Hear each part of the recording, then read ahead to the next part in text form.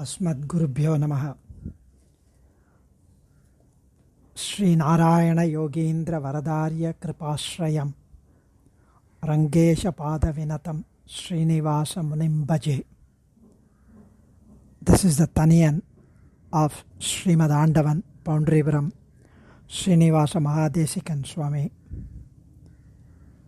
About 170 years back, in 1847, Saumya year Adi Puradam Nakshatram, which is today,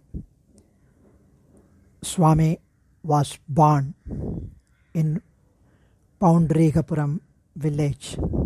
This village with the beautiful surroundings is very near to our famous Oppiliyappan Kovil, and the Dampatis Sri Singaperumal Iyengar, an effulgent scholar and a man of unswerving principles of Anushtanam, Jnanam, Vairagyam, and Srimati Shenkamalam Ammal, his wife, Sriman Narayana chose to take his birth from this noble couple as their seventh son, and he was named after Lord Srinivasa.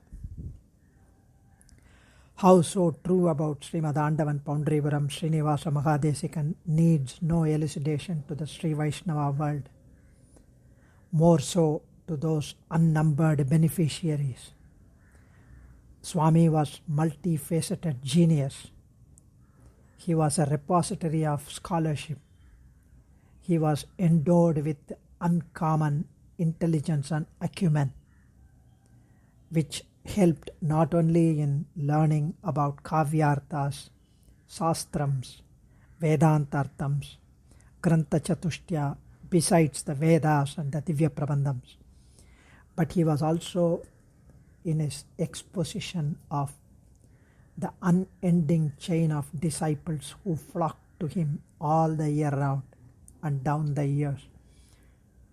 In 1847, he was born. A quick review of his biography will let us know and feel so great that how these great personages, acharyas, were born great and tower far above the common people commonality. Young Srinivasan was given in adoption to his father's younger brother.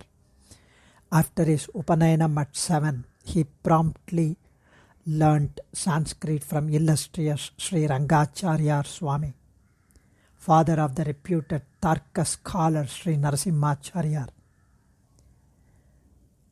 And when his adopted mother Sri Rangammal passed away, he migrated to Sri Rangam and settled down there. He led his life strictly as ordained by the scholars, elders, and sastras, performing Abhigamana Aradhanam, the part of the daily practice, Nitya Karmanushtanam of the morning session, that culminates in surrendering to Sriman Narayana and prostrating before Acharyas and Bhagavatas. Upadhanam, gathering the essential necessary for puja, to the accompaniment of specific mantras and reading of Puranas. Ijyaradhanam, the main puja called Tiruvaradhanam, performed after noon time. Madhyanika Sandhyavandanam. Swadhyayam, the chanting of Dvaya Mantra to the extent possible, Srimad Ramayana Parayanam, after the Bhagavat Prasadam partaking. And yoga, concentrating on the Divya Swarupam of Sriman Narayana from evening Sandhyavandanam and meals until going to Nidra, sleep. The observance of Panchakala Parayanam gives no room for accepting any material gift whatsoever it be, nor aspire for, nor approve of ill-gotten wealth, and so was Swami from Poundripuram. His scholarship and mastery in Sahityam, Alankaram, Tarkam, Mimamsam, Sri Bhashyam, Vedanta Sastras, and Vyakaranam was legendary. In good time, he heard the divine call for taking up sannyasa ashram and to become a lighthouse for guiding the parched Jivatmas tossed about the Samsara Sagaram.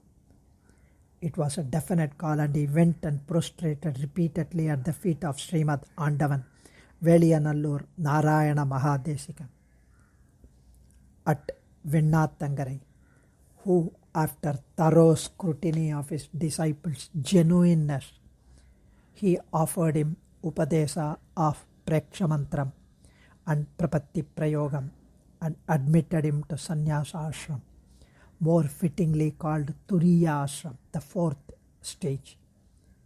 Thereafter, he went on to live in the Srimad Andavan Ashram at Srirangam, hallowed by the footprints of Srimad Periyandavan, and spent years there offering Samasrayanam, Baranyasam, and daily Kalakshepa Goshtis to the innumerable disciples thronging and thirsting spiritually. As there were hindrances to the peaceful functioning of the ashrama, he decided to move out of Srirangam so as to more effectively carry on and proceed with his spiritual mission.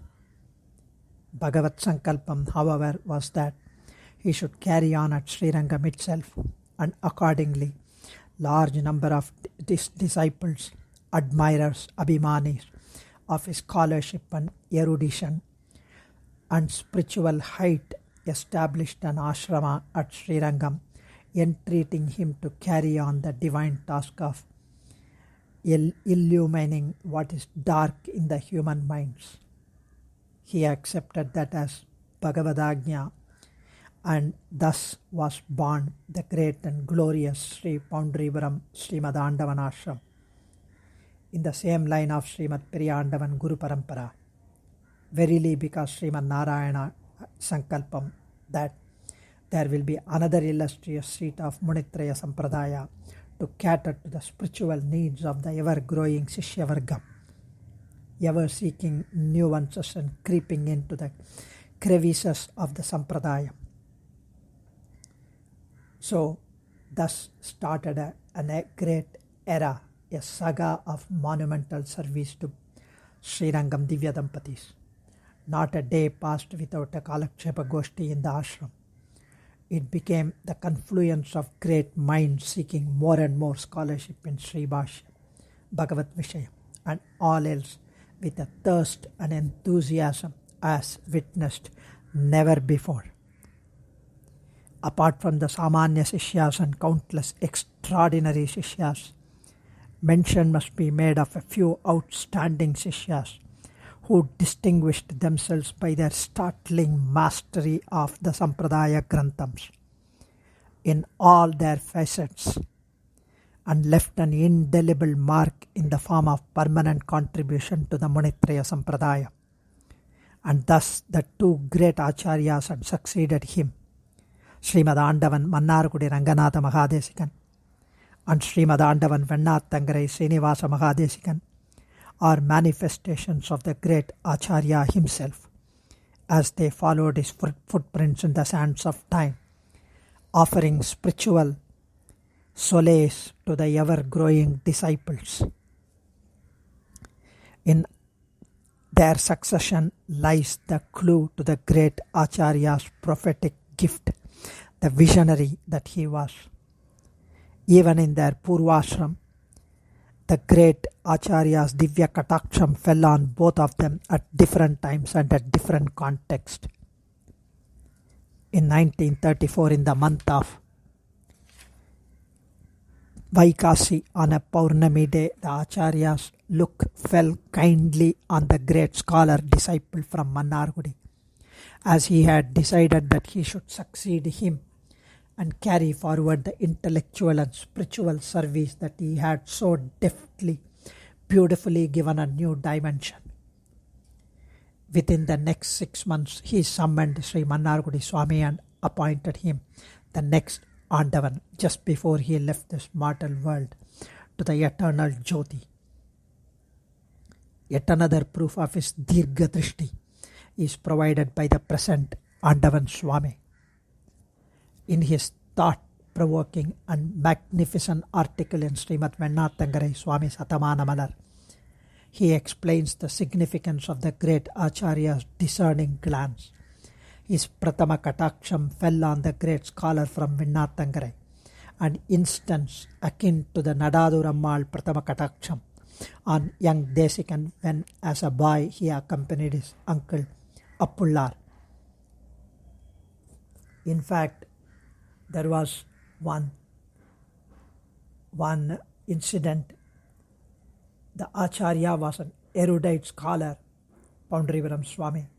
He possessed an extraordinary power of mind, which he could accurately recall any passage, any slokam or sutra with ease. Our Swami was well known for his mantra siddhi. When His Holiness Rangapriya Swami was a child, he was actually deaf and mute. When his parents went to offer their respects to our Sri Poundrivaram Sri Narayana Mahadesikan Swami, the little boy of 5 years ran into Acharya, who was delivering a kalakshepam. The parents explained the plight of the boy, that he was deaf and mute. Our Swami took the boy on his lap and recited Swami Desika Taniyan Sriman Venkatanatharya and Hayagriva Mantram. He also recited the Jnananandamayam Devam. To the astonishment of onlookers, the boy, who was totally deaf-mute up to 5 years of age and could not utter a word so far till then, suddenly started